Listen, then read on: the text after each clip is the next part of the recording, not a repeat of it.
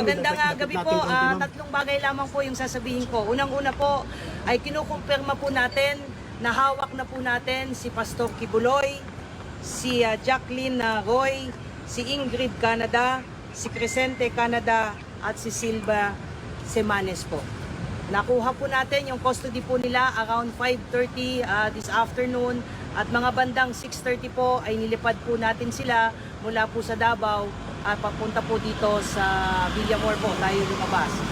Lumapag po sila ang C-130 lulan po nitong mga nasabing individual at nakakating po sila dito sa Villamor na around 8:30 ng gabi at nakakating po tayo dito sa custodial facility na mga around 9:10 ng gabi po. Sa ngayon po ay nag-undergo po sila ng booking process. Kasama na po dyan yung fingerprint at mugshot at natapos na rin po yung physical and medical examination.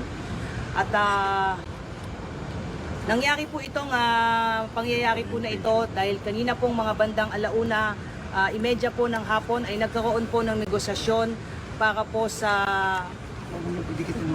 mapayapa po nilang pagsuko dahil binigyan po natin sila ng ultimatum nang within 24 hours po ay kailangan po nilang sumuko at nagkaroon po ng negotiation. So ito po ay joint efforts po ng PNP and AFP. Ma'am, sa loob po ba ng sila sa loob ng Kingdom of Jesus Christ sumuko? O doon po mismo sumuko? Yes po. Apo. Sa loob po ng KOJC compound po natin sila nakuha. Apo. Ma'am, dito sa loob ng PNP Custodial Center, magkakasama po sila sa isang kwarto? Paano po mangyayari? Wala pa po tayong detalye po dyan. Maraming salamat po, yun lamang po. May mga susunod na mangyayari po? Ongoing po yung processing po ngayon dahil 5 katao po yan. Sabay-sabay po silang binubuking po ngayon at na-inspect na rin po sila at nasa maayos naman po silang kondisyon. Although some of them based po doon sa medical examination po, medyo mataas po yung BP. But other than that, okay naman po sila at tuloy-tuloy po yung processing po ngayon. Ma'am, which case po sila na binuking po kanina? Lahat po ng kaso at dyan din po nangyari pagdating po nila dito sa custodial ay isinerve po yung warrant of arrest po sa kanila. Kung matatandaan niyo po, 3 kaso po ito.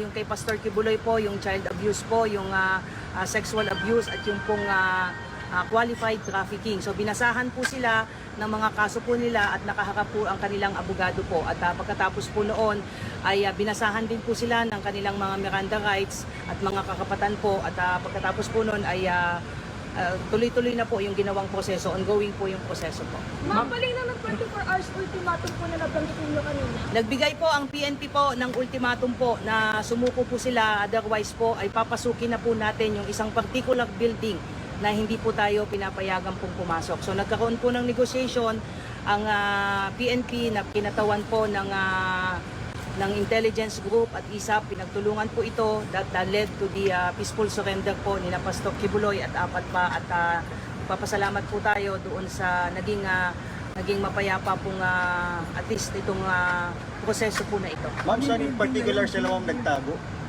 I don't have at liberty to reveal that. Ang importante po sa ngayon ay nasa kustodiya po ng PNP po ito at ang mangyayari po niyan ay bukas po inaasahan po natin na i-return po yung mga warrants of arrest doon po sa mga issuing courts, particularly dyan po sa Quezon City kung saan nailipat na po yung mga kasong na isang pa po natin sa Davao at doon naman po sa RTC 159 po. Ma'am, yung Pero po hindi bang po underground ma'am? Wala pong underground?